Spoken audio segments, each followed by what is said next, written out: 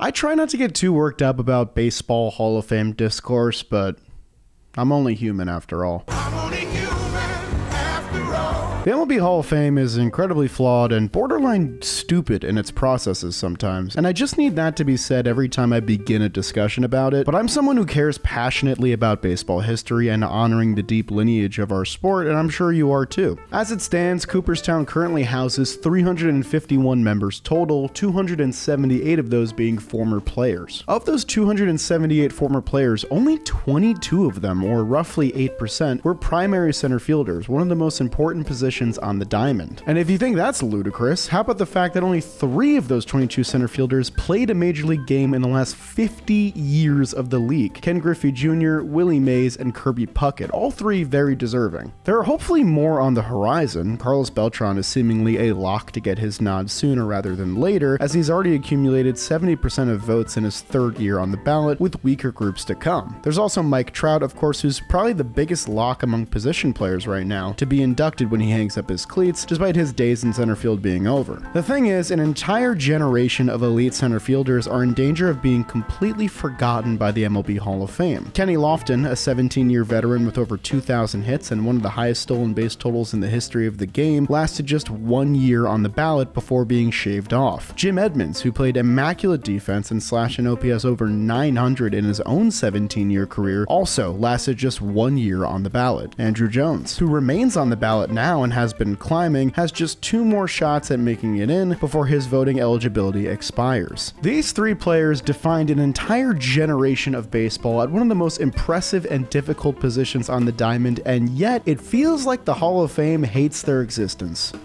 Why is that? Today we're going to talk about these 3 players to not only tell the stories of their impressive careers, but also see if we can figure out what things happened along the way to prevent them from cementing a spot in baseball's Hall of History. Let's start with the man who I'd argue is the least discussed of the 3. Jim Edmonds. On the surface, Edmonds' case is simple. With over 60 career wins above replacement, a shade under 400 home runs, 8 Gold Gloves, a World Series ring, and one of the most iconic plays in the history of the sport, his stay on the ballot being a one-and-done affair is nothing short of a travesty. But his case grows more agonizing when we dive deeper into his consistency, the height of his peaks, and the things that prevented him from accomplishing more. During his time with the California, Anaheim, Los Angeles Angels, Jim Edmonds was a terrific center fielder, but irritated some coaches and teammates with his attitude. Former teammate Gary DiSarcina said he was, quote, aggravated and disgusted with how he acted sometimes, citing Edmonds' careless demeanor in crucial games. Another former teammate, Phil Nevin, said that Edmonds, quote, sometimes had a problem with body language and image. And this is the part of Edmonds' story I have trouble understanding at times, because while he was getting dragged for his lackadaisical nature, he was not only producing, but playing through serious injuries in his career. In a Los Angeles Times article from 1999, Edmonds' agent said that he had been dealing with the same nagging knee injuries for 3 seasons in a row, but the Angels organization had talked him out of getting surgery time and time again. From 1996 to 1999, the age 26 through 29 seasons of Edmonds' career, he missed 192 games total, meaning he played in just 70% of all total regular season games in this time frame. Jim Edmonds was solid in his Angels tenure despite his injuries, slashing an OPS nearly 20% better than league average while winning 2 Gold Gloves and establishing himself as one of the premier defenders in the game. However, when a torn labrum and his ailing knees derailed his age 29 season in 1999, it hardly seemed like he was on any sort of Cooperstown trajectory. But a trade to the St. Louis Cardinals to usher in not only the 2000s, but Jim Edmonds' 30s as well, was the turning point of his entire career. When he was traded to the Cardinals for the 2000 season and was able to get surgery, he never played less than 137 games in each of the next 6 seasons, despite still playing a taxing position in his 30s. It's hard not to imagine how much better Edmonds' total numbers could have been if he was 100% healthy in his 20s. Jim Edmonds built his Hall of Fame case when he helped form MV3, a fearsome trio of position players that propelled the St. Louis Cardinals to 6 division titles, 2 National League pennants, and 1 World Series victory in the span of 7 years. In the prime of his career from 2000 to 2005, Edmonds was the 5th most valuable position player in the game, trailing only his teammate Albert Pujols, as well as Todd Helton, Barry Bonds, and Alex Rodriguez. He also maintained maintained the highest wins above replacement and OPS of any primary center fielder in this window. The height of his powers came in 2003 and 2004, where he slashed an OPS over 1,000 over the course of 2 full seasons, one of only 5 players to do so. Edmonds' combination of elite defense, power hitting, and plate discipline made him one of the best players in baseball for a decade stretch. In the expansion era, Jim Edmonds is one of just 6 center fielders with at least 5 30-homer seasons. All these power hitting campaigns brought Jim Edmonds agonizingly close to the 400-homer club, a space occupied by just 58 players in the history of the league. In addition to his power tool and elite defense, Jim Edmonds had some of the best plate discipline of any center fielder to ever play in the league. He's one of just 5 primary center fielders in the expansion era with a 40-homer, 100-walk season, and only him and Aaron Judge have been able to do so twice while playing center field on a day-to-day basis.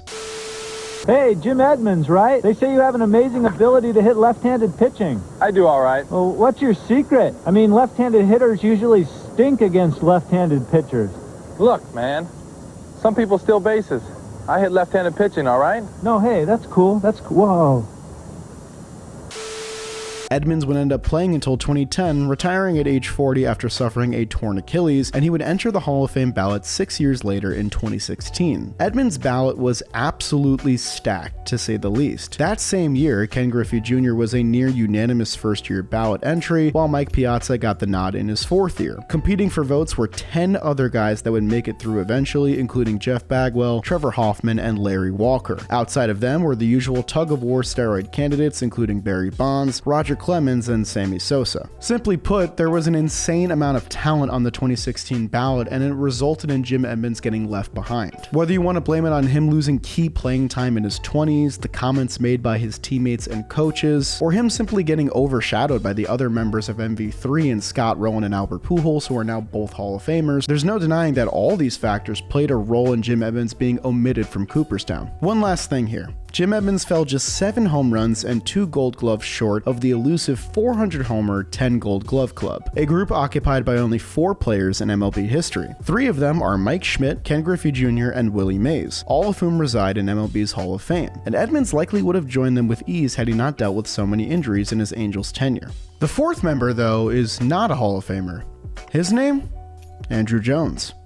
Before we move on with today's video, I gotta thank the sponsor of today's video, which is Row. If you're a guy watching this, your health is important and it's never too early to start caring about it. No matter what you're dealing with, Row will connect you with a medical provider that's 100% online, so you won't have to deal with any awkward exchanges in person, and if you're approved for treatment, it'll be delivered right to your door very discreetly. They also have new treatment plans like Row Sparks, which is a prescription treatment that helps you stay in the moment longer and enjoy intimacy without worrying about timing or any other factors. Connect with a provider today at row.co/olive to find out what treatment is right for you. That's row.co/olive for $15 off your first order, and thank you to Row for sponsoring today's video. Now let's get back to today's video. For all the praises we've sung about Jim Edmonds and his glove out in center field, there's really no question of who was the best defender out in center field during the 90s and 2000s, and that was Andruw Jones. The Braves icon made his MLB debut at 19 years old and immediately trailblazed a path for Curaçao baseball players, a hotbed of talent that has continuously grown in the decades since. Jones reached 50 homers at a younger age than anyone in Major League history except 2 players, Mel Ott of the Giants and Tony Conigliaro of the Red Sox. He also casually mashed 2 home runs in 1 game at 19 years old in the 1996 World Series for good measure. Once he became Atlanta's full-time center fielder at age 21 in 1998, he put up 3 of the best seasons by a center fielder in MLB history all in a row. Jones put up 7 wins above replacement or more in every season from 1998 to 2000, making him one of just 5 primary center fielders ever to accomplish this feat 3 times. From age 21 to 25, Andruw Jones led the National League in defensive wins above replacement 4 different times, making unbelievable plays seem routine on a nightly basis. Andruw Jones was a huge face of Atlanta's transformation from baseball afterthought to perennial contender of the 1990s and 2000s. From 1997 to 2007, no player in baseball played more games than Andruw Jones with 1,730 total. In this window, only Barry Bonds and Alex Rodriguez has provided more value in wins above replacement, and Andruw Jones ranks higher on this list than 6 different Hall of Famers directly behind him. For a decade stretch, Andruw Jones was one of the most consistent hitters and defenders in the game on one of MLB's best rosters at one of baseball's toughest positions. Andruw Jones's 2005 campaign stands out as one of the most impressive in recent MLB history, with an MLB leading 51 home runs and Gold Glove center field play resulting in a runner-up MVP finish, setting a Braves franchise record in the process that wouldn't be broken until Matt Olson in 2023. Despite sharing the diamond with numerous Cooperstown-bound talents like Chipper Jones, Greg Maddux, Tom Glavine, and John Smoltz, baseball fans still widely recognize Andruw Jones as one of the most talented and consistent players of an entire decade. But unlike Jim Edmonds, who put together the majority of his resume in his 30s, Andruw Jones's career went into tailspin once he entered his 30s. Of Jones's 62.7 career wins above replacement, 61 wins above replacement of that total, which is 97%, was accumulated through his age 30 season. For the 5 seasons he played after leaving Atlanta and entering his 30s, Jones became a shell of his former self as he bounced around between 4 different teams. While he could still hit for some power, Jones became a below league average corner outfielder rather than an elite caliber center fielder. After finishing the 2007 season looking like a lock to enter the Hall of Fame one day, Andruw Jones had perhaps the steepest drop-off in production of any player with his elite caliber of play in the history of the game. Jones would end his career as one of only 3 players ever in the 400 homer club to also accrue over 20 defensive wins above replacement as well, joining a pair of Cooperstown inductees in Cal Ripken Jr. and Adrian Beltre. He's one of 7 outfielders ever with 10 Gold Gloves, and he won them in 10 straight seasons. His combination of power hitting and range coverage may not ever be seen from a center fielder ever again, but his case remains in question because of the perceived validity of defensive metrics. At this point in time, we're just simply not well equipped enough statistically to give premier defenders the flowers that they truly deserve,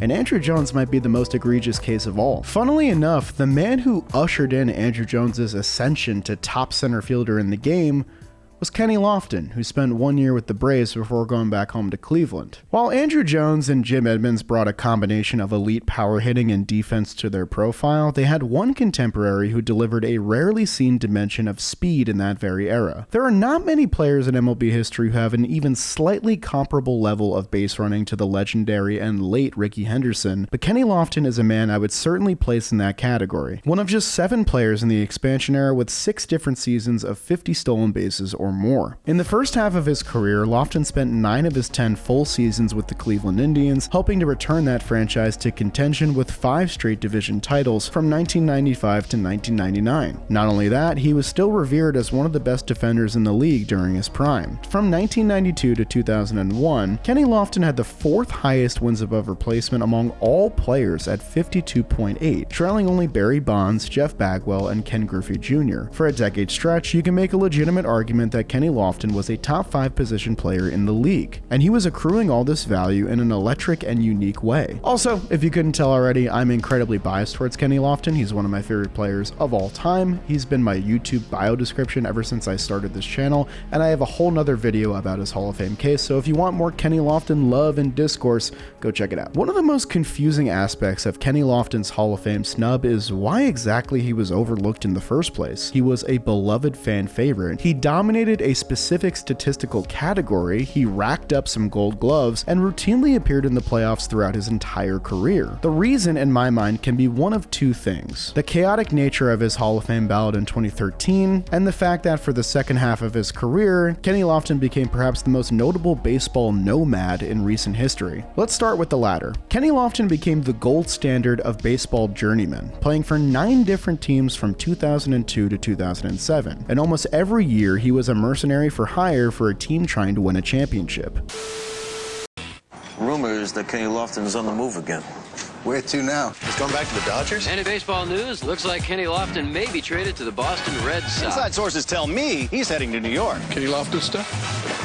Take it to Chicago. Here, Lofton's going to Atlanta. Make that New York. It's not Chicago, it's Lofton Boston. may be headed to California. Make that Northern California. Make that Japan. In 2002, the San Francisco Giants traded for him and started him in center field for each of their 17 playoff games, all the way to Game 7 of the World Series. In 2003, the Chicago Cubs traded for him, where a 7th-inning meltdown prevented him from starting in center field in consecutive World Series at age 35 and 36. Really think about that for a second. Really think about a 35/36-year-old playing center field on a World Series team. That is a mind-boggling image in modern baseball. In 2007, the Cleveland Indians brought 40-year-old Kenny Lofton back home and stuck him in left field for every inning of their 11 playoff games during his final season as a big leaguer. Look up playoff highlights anywhere from 1995 to 2007, and chances are you can probably find Kenny Lofton somewhere. Even when getting traded mid-season every single year, Kenny Lofton still managed a .293 batting average, 24 stolen bases, and 21 doubles on average per season. He remained productive until the very end of his career, but I do think the donning of so many different caps in such a short period of time actually might have hurt his chances somehow. When you think of many of the most iconic Baseball Hall of Fame inductees, you usually think of them in one cap. The other key contributor to Lofton's one-and-done stay on the ballot was the very nature of the 2013 ballot that he was on. This voting slip had 37 different eligible players, which is higher than a normal amount, and it was also the first time in nearly half a century that no single player would earn induction honors on a ballot.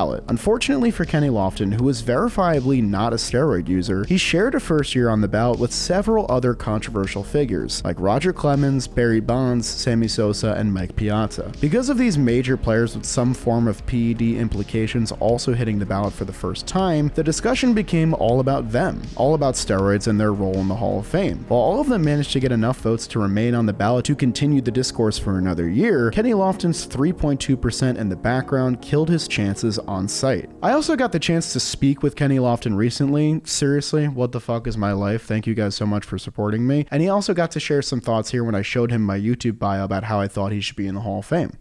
It's not up to me. I just felt like I did what I had to do to get into the Hall of Fame, and my numbers compare up or stack up to a lot of guys who are already there. They sure do. But I just need to get myself on that veterans ballot. And then they can start comparing my numbers, because I've never had a chance to have my numbers to be compared against guys who are in the Hall of Fame, because I got off the ballot really quick. Yeah. So now the veterans opportunity, hopefully it comes up this year, 2025, but if not, I gotta wait 3 more years from there. If not that year, another 6 years, 12 years old. I just feel like my numbers stack up, and hopefully someone else will put me on that board and compare. You got me on your side for sure. Thank you. Kenny, I appreciate it, man. Thank you. Absolutely, bro. At the end of his playing days, Kenny Lofton placed himself 15th all-time on the stolen base leaderboard with an absurd total of 622. That's as high as 8th all-time if you include players from the expansion era onward. He's one of just 3 players ever with 200 hits and 75 stolen bases in a single season, something not even Rickey Henderson could manage to do. He ranks out as the 10th most valuable center fielder in baseball history, ahead of several other Hall of Famers in Duke Snider, Andre Dawson, Kirby Puckett, and Richie Ashburn. I've said it many times before, I'll say it again, you can check it in my YouTube bio. Kenny Lofton belongs in the Hall of Fame. Barring a surge in the last 2 years on the ballot for Andruw Jones, fans are in real danger of 3 of the most iconic center fielders in MLB history all being left out of the Hall of Fame. Through some combination of clubhouse drama, a distrust in defensive statistics, injury woes, falling just short of milestones, poor ballot timing, or simply being overshadowed by great teammates, the trio of Edmonds, Jones, and Lofton has been done dirty by the Baseball Writers Association. There's always hope with the era committee system, who have helped to get players like Fred McGriff, Jack Morris, and Dave Parker inducted into the Hall of Fame when they too fell off the ballot. So the book isn't closed on any of the 3 guys we talked about today, but the frustrating thing is that they should have been in years ago. This shouldn't even be a discussion. Thank you so much for watching today's video. If you enjoyed it, please leave a like on the video and subscribe to the channel, and thank you so much for watching to the end. But that'll do it for me, and I'll see you guys next time.